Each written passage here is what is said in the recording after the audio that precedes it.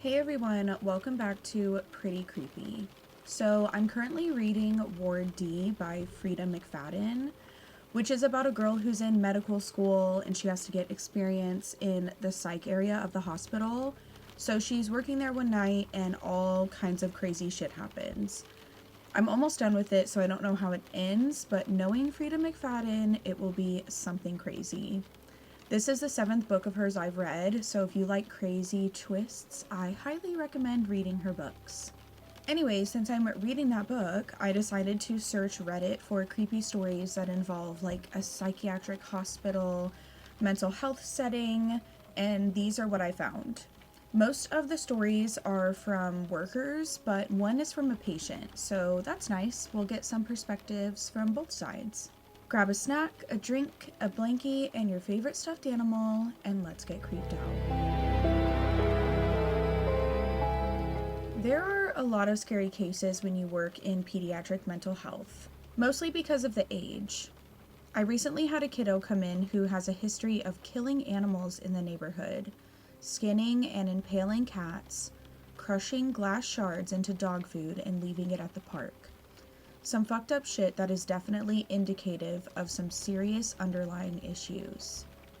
The scary thing is that the parents were basically okay with this behavior until the kid woke his parents up in the middle of the night by plunging a huge knife, more like a meat cleaver, into their mattress directly between them while they were sleeping. He wasn't sleepwalking and seemed perfectly aware of what he was doing. When they asked him what he was doing and why he just did that, he told them he wanted to kill them to see if your insides are like blanks, which was the name of the neighbor's cat that he impaled on a spiked fence post a couple weeks prior.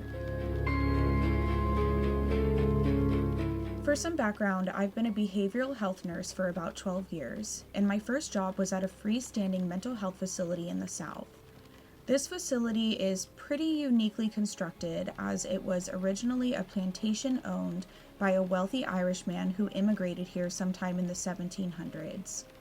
The original plantation house is still there and is now used as the business office, and the hospital itself was constructed to be attached to the house. If you explore the campus, there is a small graveyard with the original owner's tombstone as well as some other family members of his. Additionally, there is a sign that says something along the lines of, "This is dedicated to the slaves that worked and died on this plantation." Anyway, one of the stories that has been passed down among the employees there for decades is that a young girl in the Irishman's family, one of his daughters or grandchildren, passed away on the plantation at a really young age, that her ghost still lingers around the house and the facility, and that there are certain patients' rooms that have an unusual amount of paranormal activity. One day I was walking past one of the rooms, and in my peripheral, I saw a young girl who looked to be about 9 or 10 years old sitting on the bed. She was wearing a colonial-looking dress appropriate for the time period in which she was alive and looked me directly in the eyes when I turned to look at her. I was incredibly startled, and my mind raced for a few seconds trying to convince myself that she wasn't there. I walked a few feet past the room, gathered my courage to go back, and she had disappeared from sight. She didn't have any ethereal qualities, nothing otherworldly or strange. She literally just looked like a real person sitting right there in plain view. During my time there, I never heard of anyone else who saw her as clearly as I did, but every once in a while, one of my coworkers or a patient would experience something strange, like doors opening and slamming shut. I remember one patient in particular that ran out of his room, white as a sheet, and said that while he was laying in his bed, his bathroom door slammed on its own. It was so loud I heard it from the nurse's station myself. This patient was there for addiction and had no history of hallucinations. I work as a nurse in a psychiatric unit, which is conveniently tucked away around the back of an old hospital. I'm on night shift at the moment, and most of the night is spent trying to convince manic patients to return to their bed. We were having a strangely quiet night. The staff usually sit in the corridor at the intersection between the male and female sides of the ward. We can hear everything that's going on better from there and intervene quicker if need be. There's a shower room located just to the left of where we sit. It has a toilet and a short wall partition separating the shower in the far corner of the room. As we were sitting there, the door to the shower room slowly crept open. No big deal. We got up, closed it again, and went on with the night. It happened again about an hour later, and, again, we thought nothing of it. After closing the door for the second time, though, we soon heard the sounds of water running. I got up to check and found the tap in the shower room was running. I thought it must have been faulty, but when I tried to turn it off, it spun easily and stopped running water. Feeling a little freaked out now, I checked around the partition to the shower in case a patient was somehow hiding there, but no one was there. When I turned to walk back out, I felt a sudden chill on the back of my neck and heard a sound like gas hissing behind me. I glanced back around and checked the shower, which seemed to work fine, and just assumed there was trapped air or something. The next night we were sitting in the same place, and again, it was unusually quiet until around 2 a.m. when we heard a massive bang and then a dull thud, as if something had hit against a wall and then slid to the floor. The noise seemed to be quite close, and we hurriedly looked through each dormitory and individual patient room, expecting that one of the patients had fallen, but everyone was still sound asleep. Apart from one patient who told us she had trouble sleeping the last few nights and asked to watch some television in the sitting room. We continued with our search but couldn't seem to find anything to explain the sound and sat back down in the corridor where we started to talk about ghosts and joking about being haunted. The patient who couldn't sleep asked if she could smoke in the toilet.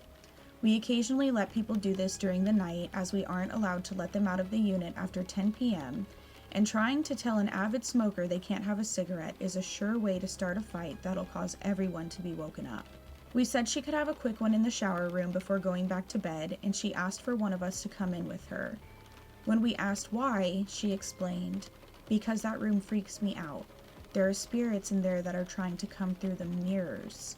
We heard stuff like this from patients on a regular basis, so we didn't think much of it. Offered her some reassurance, and I agreed to come into the bathroom with her.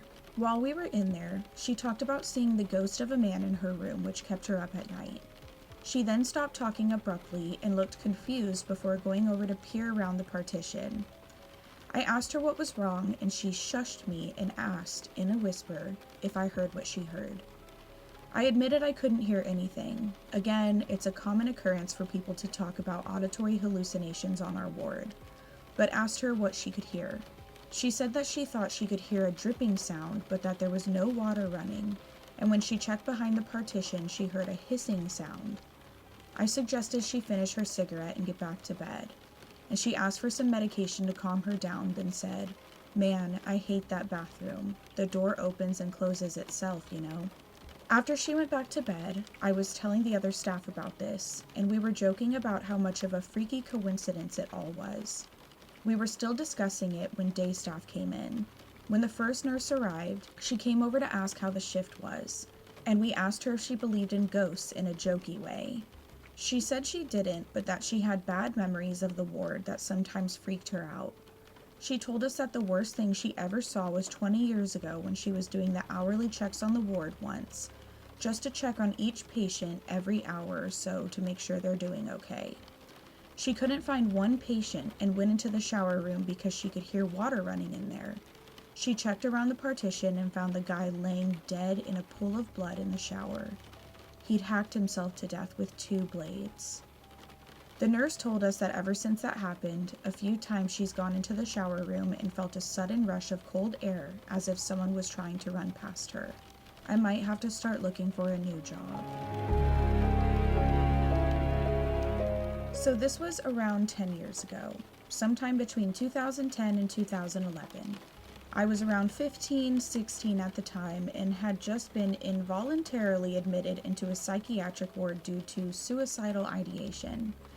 I lived in a small town and there were no hospitals with child youth wards, so I was transported like 3 hours away to a major city's hospital. Anyway, one day when I was there, I was sitting on a couch and had both my arms spread out on either side of me. My left arm was starting to go a little numb and had pins and needles in it. Some kid then approaches me, probably around 7 or 8 years old, and we go through the hellos and the routine, "What are you in here for?" questions, and he tells me he can see ghosts. I'm just like, "Okay, cool, man." Then he tells me that there's a ghost sitting right next to me on my left side, and they'd appreciate it if I could move my hand for them. Boy, did I hop off that couch super fast. So, I've been back and forth on whether or not to tell this story, mostly because it involves some aspects of my working life that I am not at liberty to discuss, but also because it had severe personal implications for me. Anyway, I have decided to share it here, and I hope you understand why there are some things I simply can't go into detail about. This all started in December 2020. As part of my education, I was scheduled for a 6-month internship at a psychiatric hospital. I had previous experience with working with this type of patients, so I was really excited about it. I switched around the 4 different wards in the hospital, so I treated a lot of different people with lots of different problems. I was curious about all the different aspects, so I never said no to a task, which meant I came across everything from murderers to teenagers with personality disorders. In my work life, I've had people spit at me, verbally and physically assault me, throw shit at me, and all that stuff. So I like to think I'm a pretty tough guy. And besides that, I always carried a personal assault alarm. One press of a button and staff from every ward would be there in a matter of seconds. On one of the wards, I quickly noticed that there was a certain room which was monitored 24/7 by a guard. To be clear, this is a pretty normal procedure, either because the patient is physically abusive, suicidal, or restrained. But most patients get the watch pulled off them relatively quickly. I asked a colleague and she told me it was a female patient, let's just call her Anne, who was extremely aggressive and psychotic beyond belief. At that point, Anne had been restrained to her bed for 3 months. I could not believe what I was hearing. We have really strict procedures when it comes to restraining people with belts. By the way, they're soft belts made of fabric, not leather. So restraining the patient really is the absolute last resort we go to.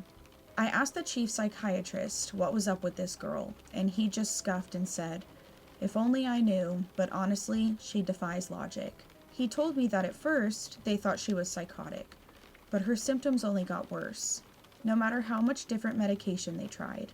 Then they thought she might have suffered a trauma and was in a dissociative state, but that still didn't fit the profile of her symptoms. She had gone from being a perfectly normal woman in her 20s to being violent, extremely aggressive, and unable to speak in just 4 months. That is practically unheard of, especially as no drugs were involved. One day my alarm went off. They're all connected, so I know where I need to run to help my colleagues. I immediately knew it had to be Anne, and I was right. She had only had her legs and torso fixated, again normal procedure if the patient otherwise is relatively calm. She had defecated in her hand and thrown it at the guard watching her. She then proceeded to bite her fingers so hard that 3 or 4 had really bad fractures. Both of her hands were a bloody mess, and she needs like 50 stitches afterwards. It wasn't the blood or the fact that she would throw her own filth at us. I had seen that loads of times. But the screams this woman made. It was the most primal, guttural, and terrifying sounds I have ever heard. It scared me shitless. As an intern, I am in no way allowed to use force, so I was just watching as 7 of my colleagues tried to fixate her fully to the bed. They had serious trouble pinning her down. At last, we called a medicinal alarm, which immediately calls for a chief psychiatrist to make decisions. He decided to forcefully medicate her. They gave her 1 and then a 2nd shot. It only seemed to piss her off, even though it should have put a bear to sleep. At the 3rd injection, she calmed enough so that they could restrain her. She nodded off. She just breathed heavily and kept staring up at the same corner of the room, sometimes smirking at something only she could see. Fast forward 2 weeks. I was back at the ward. It was relatively calm, so there really wasn't much to do. Anne was in one of her good periods, so she had had her restraints removed. A guard was always by her, though. I was sitting in the office when suddenly I see Anne walking in the hallway without the guard. I don't know if he had taken a bathroom break or whatever, but he wasn't around. So I caught up with her. I asked her what she was doing in the hallway alone, but of course she didn't respond. I should mention that many of my colleagues were afraid of Anne, and rightfully so. Even though everyone is aware that it's the illness and not the person attacking you. But when it keeps happening, that patient does catch some stigma. I, for one, always try to look at the person and not the illness, so I asked where we were going. She took me by the arm and led me to the common area. She went over to a book cabinet, turned around and looked at me, and muttered, "Read book." I was completely taken aback by the fact that she was speaking. She pulled out a random book and handed it to me. She then sat down on the floor and started rocking back and forth. I joined her on the floor and started reading the book. It was just some random old book, probably from a charity, and it had no special meaning. But as I read, she came closer and closer to me. She then cuddled up to me, put her head on my lap, and fell asleep. One of my colleagues came by and she looked absolutely shocked. And before I knew it, 5 or 6 people, including the chief psychiatrist, was looking at me reading this random book out to her. I caught a lot of praise for this, which is always nice. But then, things took a turn for the worst. For me, at least. It started one night when I was home alone. It was a completely normal night for me, until I heard something from upstairs coming down the stairs. The best way to describe it is like a big dog thrashing and tumbling down the stairs. You know, like when a dog rushes down the stairs to greet you. But this was bigger, much bigger. I could hear the weight of something tumbling down, while nails or claws or whatever slid on the steps. I got up thinking that somehow there was a massive animal in my house, but there was nothing there. That scared the ever-living shit out of me. I had never had anything like that happen to me. I left the house and stayed the night with my parents. But I also had strange effects on my body, like I had a filter over my eyes or something. Everything started to seem out of focus, like tunnel vision but with a massive blur added to it. And then I started to dissociate. I had this feeling of being totally out of contact with my body. Then came the panic attacks. My girlfriend called an ambulance one of the times because I was on the verge of a heart attack. The paramedics said I had a heart rate of 240 BPM. I have had no prior problems with my psych, but I figured it was stress. I have suffered from sleep paralysis before, but never with hallucinations or whatever you want to call it.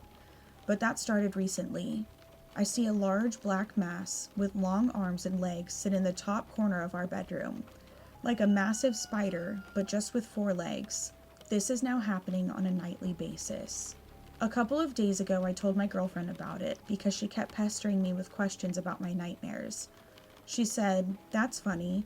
Every time you're just about to go to sleep, you look up in that corner and you sort of smirk." That reminded me of Anne, and now I am absolutely terrified that I might have brought something home. Believe it or not, that's up to you. I have never treated a patient like Anne, and none of my colleagues had either. It was scary stuff. And I have never suffered any psychological problems before, never.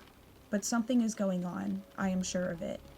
It feels like it wants to get back at me or something. And by the way, Anne is much better today. She is in a rehabilitating home where she thrives. One day she might even be able to have her normal life back. Okay, when I first started reading that last story, I immediately thought maybe Anne was possessed. Of course, it could just be severe mental illness, I get that. I have a psychology degree, I've worked in mental health, and I struggle with my own mental health. So I know there are horrible mental illnesses out there, but that story for real sounded paranormal, especially since the OP started having weird things happen to him when he got home. What do you think? Do you think this is some bad case of mental illness? Or do you think Anne may have been possessed and whatever was attached to her has now attached itself to the OP? I mean, kind of strange how Anne is better all of a sudden. Although that being said, I am very glad she's doing better and has a chance of getting her old life back. I hope she makes a full recovery. I truly do. But that story was very creepy. Anyways, that's it for today's episode. Thank you to everyone who works in mental health, and if you struggle with mental illness, just know you are not alone. I'm right there with you, and I see you.